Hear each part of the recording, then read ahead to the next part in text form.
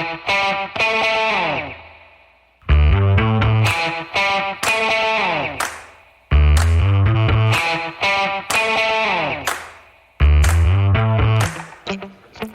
folks. Welcome to another episode of Film Study. This is Ken McKusick. We're here to continue our series of That One Play.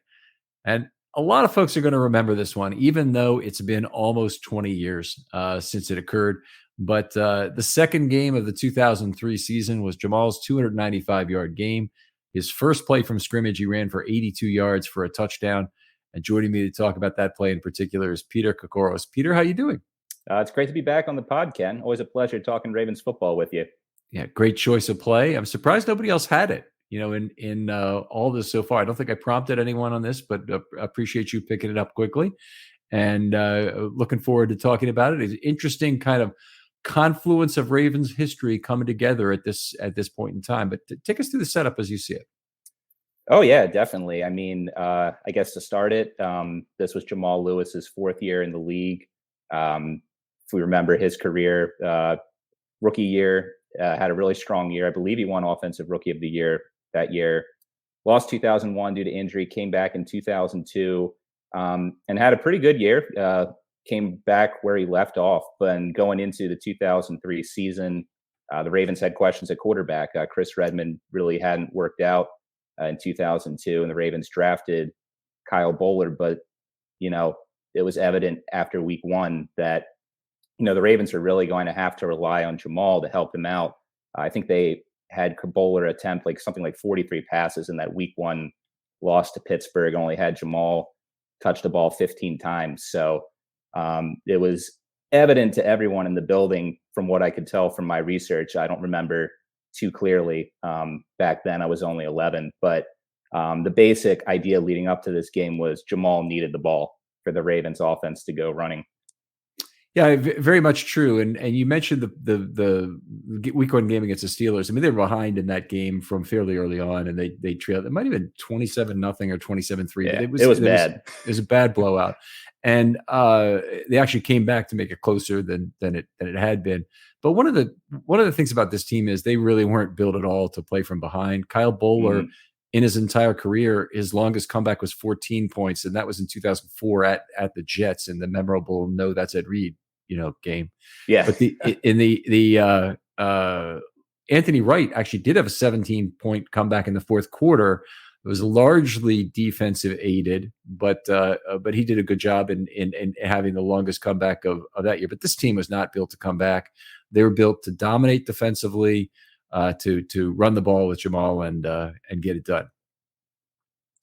Yeah, definitely. And yeah, so they knew once again that they needed to get the ball in Jamal Lewis's hand. And another thing that I found while researching this game, again, something that escaped me in real time, but allegedly there was some trash talking going on between Jamal and the Browns defense leading up to this game, where one of the Browns players, I believe it was middle linebacker Andre Davis, Lewis said, was texting him and saying, if the Ravens gave him the ball 30 times, that Davis would have 30 tackles. And Jamal said, if the Ravens give me the ball 30 times, I'm going to break the record. According to Jamal, that's what he said. And lo and behold, we know what happened in that game. So, for myself, the reason I picked this play was because of all the Ravens games I've been to in my life, I was at this game. My father had season tickets for a bit during my childhood, so I got a little spoiled there of going to a decent amount of games during this time. And I can still vividly remember this play when it happened, because you get to the game back then, and the Ravens offense, like we're talking about, not built to come from behind, not a quick strike offense. So you get to the game and you're in your seat and you're like, all right, well, we're going to be waiting until midway through the second quarter before anything's going to happen offensively. So I'm just, in my seat and I'm looking at the big screen. And, I, even back then as a kid, I always hate looking at the screen, because I'm like, I don't want to miss seeing a big play live. You're at the game, you can watch the game on the TV at home. You're there to watch the game to see something live. And I see that play start. It was the second offensive play of the game for the Ravens, their first play. I think they just did an end around to Travis Taylor. Didn't go very far. So Jamal gets the ball and he hits that hole hard. and then bounces out to the left with some good blocking. And then I can just, I look at that and I'm like, oh man, he's going to break that. And right at that moment, you hear the stadium cheering too. And I just dart on the field, and there he is, just running down, makes a couple moves. I think Travis Taylor was out there helping him on that block. And, it was a great play to see live. And I think another reason this play stands out so much in my mind and in Ravens history is just, it was the catalyst for that season, really. Like you said, Jamal did not have a good game against Pittsburgh. There were multiple factors for that, but it was his first carry of that game, and everything that happened post that run really accentuated that play, what it meant.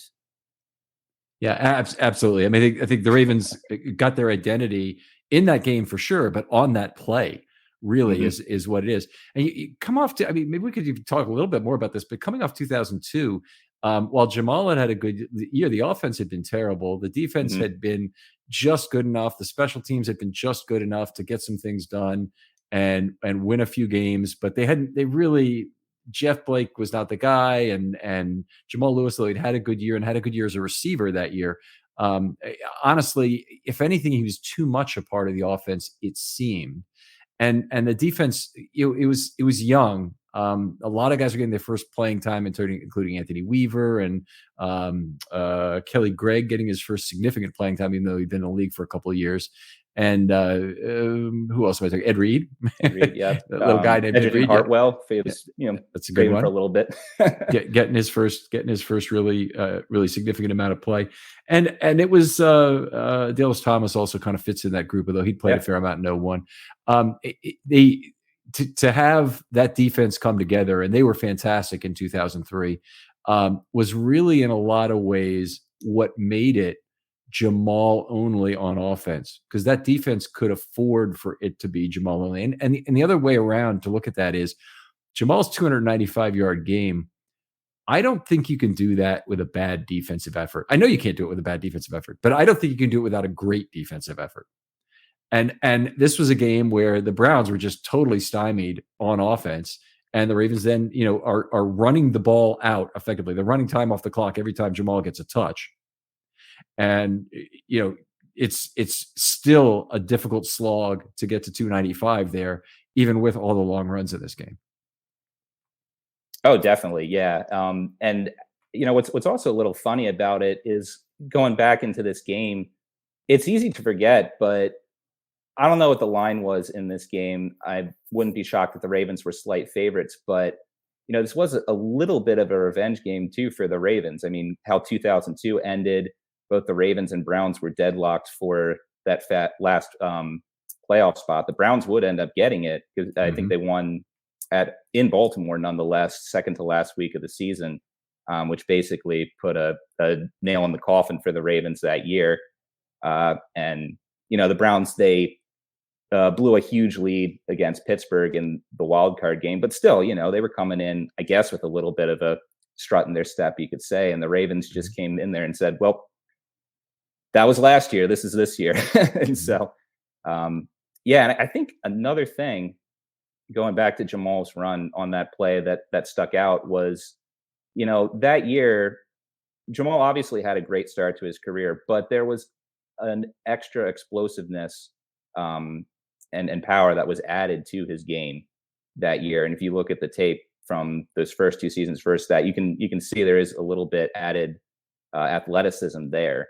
It was evident on that run and him getting that many big runs in that game that he would have. He had a couple more 40-plus yarders in that game, including a touchdown in the fourth quarter. That really wasn't too much of his game before that, really. He did have a couple big plays, but not too many. Yeah, when I think about Jamal Lewis, I like to break down running backs into three major categories that they have. And elusiveness is one. If you can be an elusive back, it'd be great if you're Barry Sanders or J.K. Dobbins and some other backs that have that kind of thing to varying degrees. Not everybody has it at the highest level.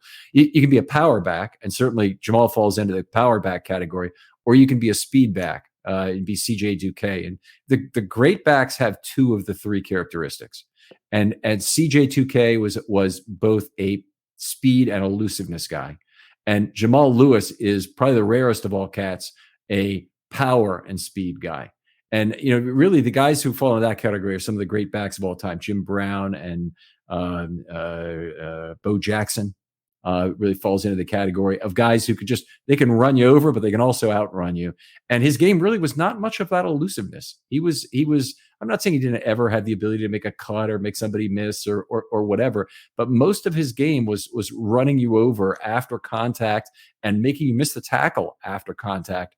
But not contact balance in the same sense. He had contact power, meaning he's going to short, choppier steps as he's running through contact, as opposed to some other guys who just have that ability to have with a low center of gravity, Ray Rice, that they can maintain their balance even when it looks like there's no way they can stay up. I think Dobbins has that to a degree too, which has been cool to see. But anyway, Jamal, very special back. Wasn't a great back for all that long, but he certainly was in this year. Really had his best year. Came back and had one more good year with the Ravens. And then he was pretty well done. He did go to the Browns and have a decent year, but then he had 2 bad years with the Browns, and that was a darn shame. But I always think of him as being one of those very rare power and speed backs. There just are not many. Oh, definitely, and even in that era of football too. It's interesting. You look at the game back then as compared to today. Some teams were still building offenses around running backs. You still had running backs as a huge superstars in the league, like some other guys at that time: Priest Holmes, Ricky Williams, LaDainian Tomlinson. Jamal, for that brief time, was elevated in that group as among the elite running backs. And yeah, I mean, and one more point. I mean, you're saying how you needed that great defense in order for him to get 2,000 yards that year. But I think also that what you just hit there is another reason it was able to happen was his running style, because with how anemic the Ravens passing offense was that year, whether it was with Kyle Bowler or when Anthony Wright stepped in with injury, a back without that skill set that Jamal had, that, plow you over, that violent running style, also probably wouldn't have been able to reach 2,000 yards without that, with that lack of a complement at the passing game. So I think that's another variable that really helped him out that year in reaching the 2,000 yards. Really good point. And I think they had a good run blocking line, which is, it's a little unusual that you have a good run blocking line that's not really that great a pass blocking line also. But Ogden was both. Mulatalo at left guard was a much better run blocker than a pass blocker. He was a very effective run blocker. I think Mike Flynn was at center in 2003, if I recall correctly. He had some problems with clogging up a good pull later in his career, but I think 2003 he might have been at some of his peak of his play. And then he had Benny Anderson, a guy that's kind of forgotten, at right guard, who was pretty good, and then at right tackle they had Zeus. So it was a fairly massive offensive line, definitely, in terms of pushing the other team around. My recollection is they pulled a lot less than the Roman era offenses, though I don't think anybody in recent NFL history has pulled as much as the recent Roman offenses. Right. So it was a lot of just individually winning one-on-one. And another guy who gets forgotten a lot of times in this whole process, Alan Ricard. Yes, had a great glad you brought him up. Yeah. Yeah, there's a real good visual from the Seattle game of him signaling Jamal behind his back that the camera caught in terms of which way his block was going to go. I don't know what their signals mean, but the camera caught it from behind the play, and it was really nice to see. They definitely were in lockstep. Alan Ricard didn't get a lot of total carries with the Ravens. In fact, I'm not sure how many he had the entire season in 2003, but it would just have been a change of pace if they did it. Yeah. He did have 19 rushes that year, which is actually a little surprising, but a heck of a player. One funny thing with Ricard that, again, this is something I had forgotten had happened, but in the following week against San Diego, Lewis had a run and fumbled the ball. Unfortunately, something he did do a little bit too much that year. But basically, it fumbled forward. Ricard picks it up in stride, and I think he runs like 25 yards untouched or something for the touchdown. So Jamal gave him a little bit of thanks there for helping out with the 295 the previous week, I guess you could say there. Yeah, that was. I remember the play. It was one of those. First of all, a big win there. Bowler had threw his first touchdown pass in that game at San Diego. Suggs had an interception run away. So the Ravens had to rely on a bunch of different ways to score, including a fumble, one of their own fumble recoveries being in there. Bowler in the game against the Browns, just to give you an idea of how Jamal dependent the offense was that day, was 7 of 17 for under 100 yards. Let me get this right here. 78 yards. He's also sacked 3 times for 21. So they had 20 pass plays that included Bowler for 57 yards. That ain't going to get it done on its own. Passer rating of 31. He did throw an interception in the game, but it's honestly, it was the Ravens defense getting a bunch of 3 and outs, a bunch of very short Browns drives that kept giving Jamal the ball back and allowing some of those long runs to occur. Absolutely. All right, outstanding. Peter, great having you on for this. I'm sure we could talk a lot more about this as a turning point for the Ravens. But the Ravens' identity really built that day on Jamal's 295, and they coasted on it for the rest of the season in terms of the 295 and the defense being what their ideal situation was. And Jamal, a lot of people remember, I think, that he rushed for 205 in the second game against the Browns, so an even 500 yards against the Browns that season. Absolutely. Peter, really appreciate having you on. Great to be on, Ken. Thanks for bringing on a topic that people I think will enjoy. Other folks out there, if you'd like to be on, DM on Twitter. You probably know by now. They're always open. I'll get back to you very quickly. The entire process from idea to us actually recording probably be under 10 days. So I'll get back to you very quickly. Peter, thanks again for coming on. Thank you. And we'll talk to you next time on Film Study.